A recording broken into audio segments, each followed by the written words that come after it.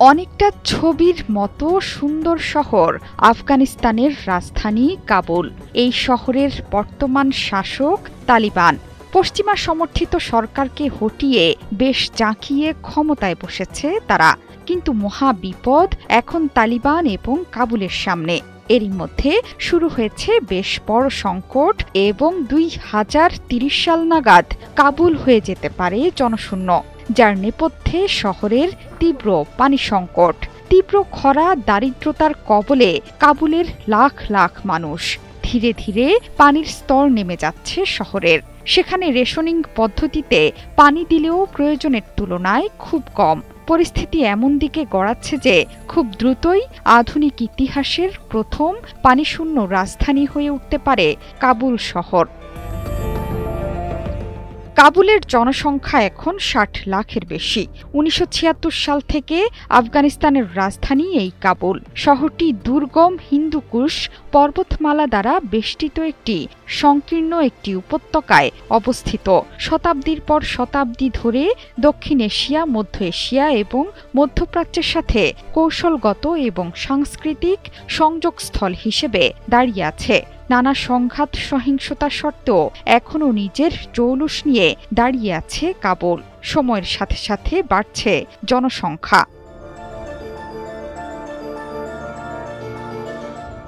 অলাভজনক সংস্থা মার্সি কর্পসের মতে আসছে 5 বছরের মধ্যেই পানি ফুরিয়ে যেতে পারে কাবুলের। এই সংকট শহরটিকে নিয়ে যেতে পারে অর্থনৈতিক পতনের দিকে। বিশেষজ্ঞরা বলছেন, জনসংখ্যা বৃদ্ধি, জলবায়ু পরিবর্তনের সংকট এবং মাটির নিচ থেকে অবিরাম অতিরিক্ত পানি উত্তোলনের কারণে গত দশকে কাবুলের ভূগর্ভস্থ পানির স্তর 25-30 মিটার নিচে নেমে গেছে।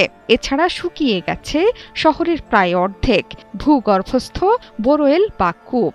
শহরটিতে বছরে প্রায় 44 মিলিয়ন ঘনমিটার বেশি ভূগর্ভস্থ পানি উত্তোলন করা হচ্ছে, যা প্রাকৃতিক উপায়ে মাটির নিচে পানি জমা হওয়ার পরিমাণের চেয়ে অনেক বেশি। এভাবে চলতে থাকলে 2030 সালের মধ্যে পানিশূন্য নগরীতে রূপ নেবে কাবুল।